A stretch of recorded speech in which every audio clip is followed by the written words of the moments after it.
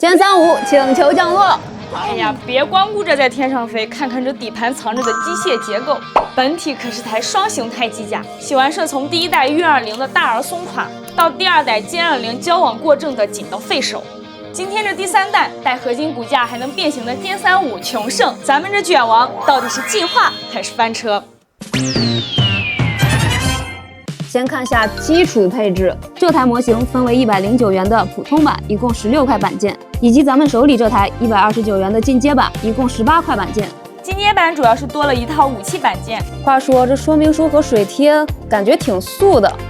是的，外面彩印，里面黑白的常规说明书，外加一张最基础的普通水贴。上一次歼20还送了一张紫光灯一照就能亮的荧光水贴，这次彻底是返璞归真了。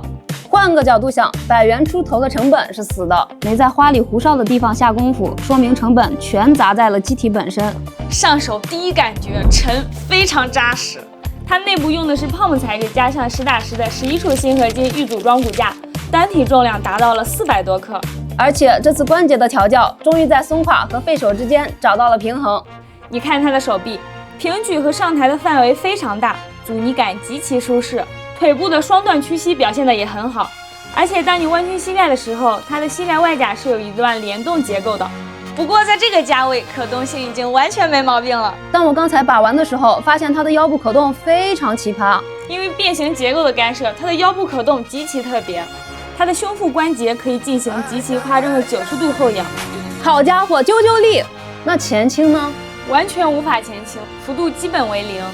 胸腹关节的左右侧摆幅度也比较小，这属于是为了变形结构做出的硬核妥协。而且肩部的可动范围也非常大，因此平时摆个大开大合的战斗姿势是完全够用的。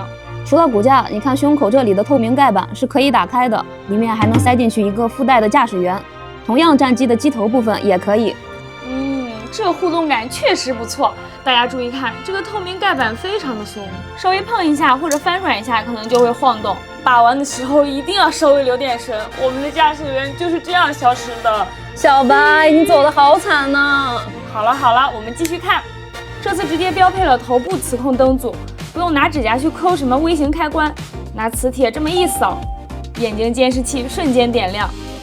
帅是帅，但官方就给了这么一个光秃秃的原磁铁块，这干巴巴拿块铁去扫，多少有点出戏啊。这算是细节上的一点小遗憾。说到遗憾，咱们直接进入排雷环节。这台机子有2个非常影响体验的硬伤。第一就是零件发肉，你看这些外甲的边缘，缺乏那种高级军模的凌厉切割感，显得有点圆钝，整体锐度确实不太够。第二，脚后跟的装甲极易掉件。那怎么办？还能怎么办？直接上溜风胶，把脚后跟粘死，一劳永逸。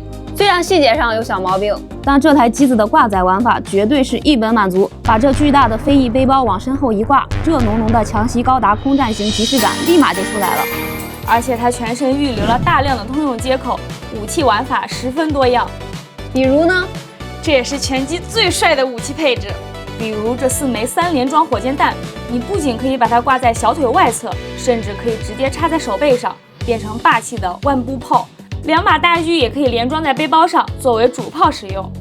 最让我觉得惊艳的是那个飞机的机头，你可以把机头单独拔下来，它的内部带有球形关节，直接装在手臂上，再插上附带的光束特效件，一把攻防一体的巨型光束盾剑就诞生了。重头戏来了，咱们必须聊聊它最大的争议，它的变形逻辑，走的是插拔和替换零件的非一体变形。很多老玩家一听非一体变形，就觉得这技术倒退了，不够硬核。我个人反而觉得，在100块出头这个价位段，插拔变形反而是最聪明的解法。Why？ 你想想，如果在这个成本下强行搞复杂的铰电一体变形，绝对是动不动就白化断轴，变形全程坐牢。而插拔变形不仅过程简单解压，更重要的是，它保住了整体的颜值。确实，看着很顺眼，但是代价也是有的。当你把它变成歼35战机形态后，正面和气动布局还原的非常漂亮，大国重器气质拉满。可是你一旦翻过来看它的底盘，因为要容纳人的宽大四肢，显得非常臃肿，完全失去了真实战机那种极致轻薄的美感。这就是为了保住双形态颜值所做出的必要妥协。好啦，总结一下，这款喜玩社歼35穷胜，它的缺点摆在台面上。脚后跟易掉件，零件偏肉，以及战机底盘较为臃肿。但它的优点在这个价位极具统治力，极其扎实的合金骨架，流畅顺滑的手脚关节，磁控发光灯组，空战强袭般的高自由度武装，以及保住了高颜值的人形设计。最关键的是它身上这层大国重器歼35的情怀加持，在这个价位，它绝对是一台能让你放心折腾、随便把玩的模型。